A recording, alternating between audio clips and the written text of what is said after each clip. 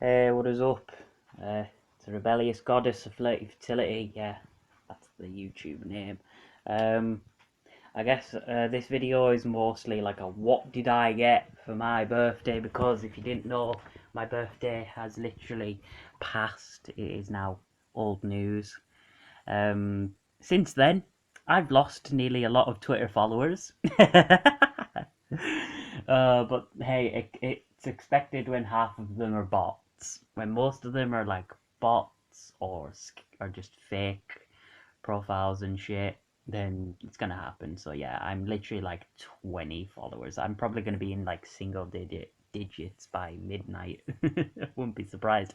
Single digits by midnight. Obviously, I've still got a bunch of loyal followers at least who would stick by me. Other things that have happened since my birthday, I got modded. I am now a moderator for a absolute beautiful human being. Love her so much. She means a lot to me. She's incredible, and I highly recommend you actually vote her on AVN Stars, because it'll make me happy, but more importantly, it'll make her like fucking ooze happiness. Like literally, she's incredible. Um, and fuck yeah, I am so honored to be her moderator. I fucking fuck yes, yes. You know, sweet to the beat. So pre-birthday, I'll start with the pre-birthday shit. Mainly Blu-rays I got for pre-birthday. I got basically the Spider-Man movies themselves. Spider-Man, the 2002 movie, which is an incredible movie. I own the first movie. Fun fact, actually. Originally, I owned it on VHS, and then I owned it on DVD, and now I own it for Blu-ray. Spider-Man 2 I owned as well on DVD. In fact, I still own the bonus disc for one of them. Spider-Man 2 is single-handedly the best Spider-Man movie there ever is, and it's also got the best video game. Spider-Man 3 it's okay. It's not bad. It's not. It's the weakest of the trilogy by far. It's obviously the weakest movie in the trilogy, but the Sam Raimi Spider-Man trilogy is the definitive Spider-Man. Tobey Maguire is my Spider-Man, as much as Tom Holland will always be a fantastic Spider-Man, and even Andrew Garfield, who is a solid Spider-Man. Um, I just personally prefer Tobey Maguire for nostalgia, and they're just amazing movies. Spider-Man 3 has a lot of problems, but I could kind of look by them, and what it is a pretty entertaining movie. I just wish that Sam Raimi wasn't forced into having Venom for the film. Like, I personally think that the Sandman is just up there with Green Goblin and Doc Ock for some of the most amazing villains in the trilogy. The Amazing Spider-Man 1 and 2, on the other hand, disappointing. I actually don't mind The Amazing Spider-Man 2 when compared to the first movie. The Mark Webb movies, the Amazing Spider-Man movies, they're okay. They're very, very okay. The villains aren't great, in my opinion. Green Goblin, Electro, um, Lizard, not very good, but they're okay. They're okay films. I obviously had both Amazing Spider-Man and Amazing Spider-Man 2 on DVD. Now I own them for the Blu-ray. Um, they're just average movies, at best. Amazing Spider-Man 2 has one of the worst games that I've streamed on Twitch. A game with with a plot that's more convoluted and tangled in its own web than the film that it's based off of. And Zack Snyder's Justice League. How fitting, you got Marvel and then you got DC.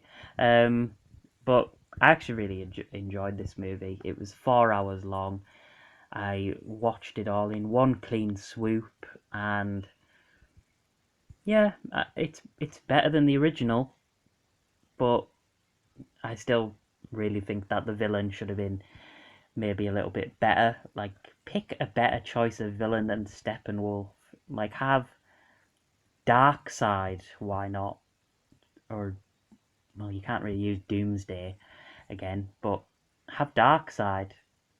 Everyone here is just amazing. I just think every one of the heroes are distinct in their own way, from Superman to Batman to Aquaman to Wonder Woman. They're all really enjoyable. It is the definitive version of Justice League. So yeah, that's pre-birthday. The actual birthday itself. Two things. Gran Turismo 7. Gran Turismo 7, really enjoyable. I've yet to really give it a play. I've installed it. There is 2 discs developed by Polyphony, published by Polyphony as well, with help from Sony. There is the data disc, which is to install, and the play disc, which is to play the game. It's the only PS4 game in my memory that has 2 discs, but I can't wait to give it a go. I hope it's going to be an amazing title. This game took ages for development. Polyphony, they don't really follow deadlines, but what we've got hopefully is going to be a fantastic fucking game. And the other thing that I got for the actual birthday, so the actual birthday, is them. Sneakers, Adidas, grey ones, fucking nice on my feet. However, I won't lie, they did cause a bit of pain in the blister.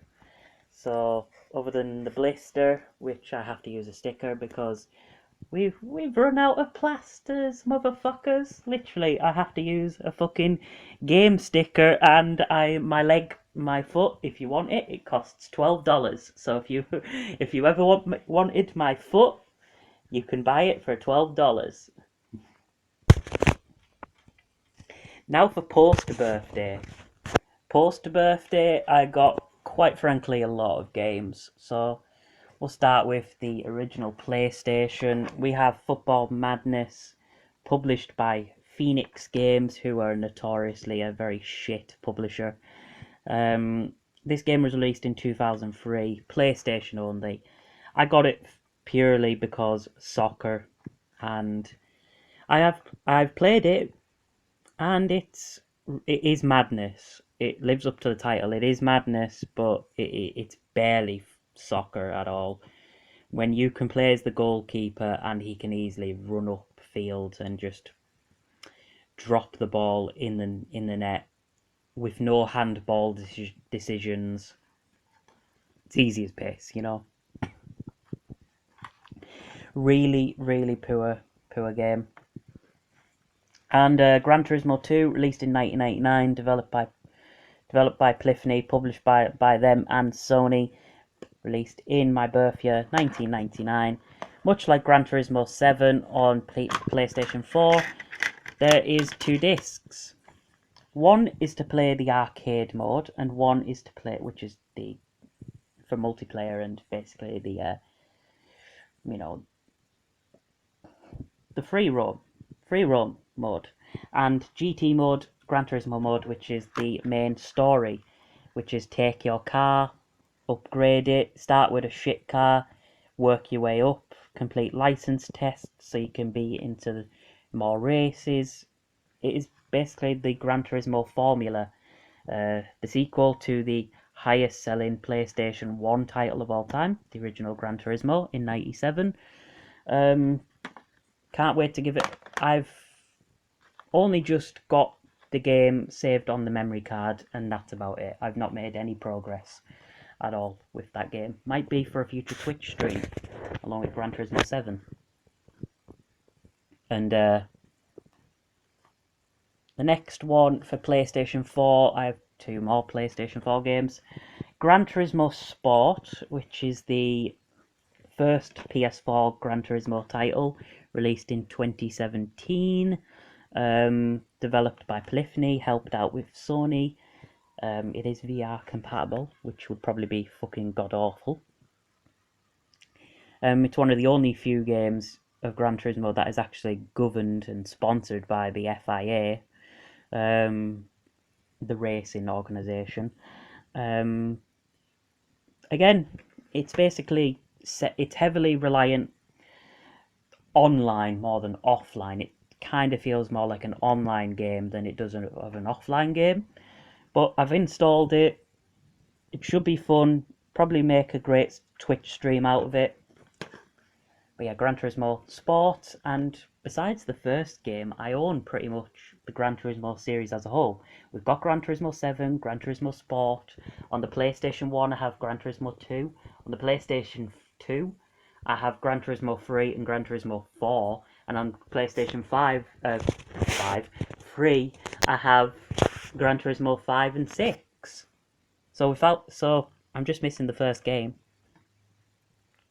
And Tony Hawk's Pro Skater 5, which is considered to be one of the worst games of all time. I just wanted to pick this up to see how fucking terrible it is. Tony Hawk's Pro Skater 1 and 2 is really fucking great games. The Tony Hawk franchise pre-Robo Modo had its really good heights, but this was released in 2015 for pretty much PS4, Xbox One, etc.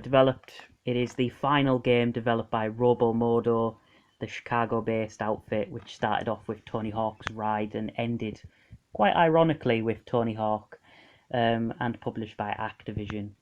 A buggy mess, an absolute buggy mess, but should make for a pretty good Twitch stream. Installed it, not played it. On the Nintendo GameCube, Smash Bros. Melee. I own Brawl, and I actually prefer Brawl quite a lot. Probably over Melee. I have yet to play it, Melee, so Melee might be a better game. But yeah, I love Brawl mainly just to dick about on it. Playing as Sonic the Hedgehog and beating the shit out of Nintendo characters will always be a joy. As well as in very back over there, I have Super Smash Bros. On the Wii U as well. I have played the 3DS version of Super Smash Bros. I have not played the original game on the Nintendo 64. I have not played Smash Bros. Ultimate on the Switch, although I've heard plenty of audio from that game on Discord VCs. Smash Bros. It's a really good fighting game series, but it just hasn't really clicked enough for me. I don't really play Brawl that much, even with the appeal of Sonic the Hedgehog in Smash Brothers. Smash Brothers Melee, I actually can't wait to give this game, out of all the games, a try, along with Gran Turismo 7 and Gran Turismo 2 and even that, and a couple of these games. But yeah, enjoyable. Next, for the original Xbox, got quite a couple. Tony Hawk's Underground, developed by Neversoft, published by Activision, released in 2003. It is pretty much in the golden heights of the Tony Hawk franchise, pre-Robo Modo. I can't wait to give this game a try. I've not even played it at all. I haven't even got it saved onto my original Xbox. It's going to be a fucking great game to play. Highly rated title in the Tony Hawk franchise. MotoGP Ultimate Racing Technology, published by THQ, developed by Climax. It's basically MotoGP. It's a MotoGP racing game, and there's not much to it than that. So there's a season mode, there's an arcade mode, single race modes. It's basically what you see is what you get. Need for Speed Most Wanted.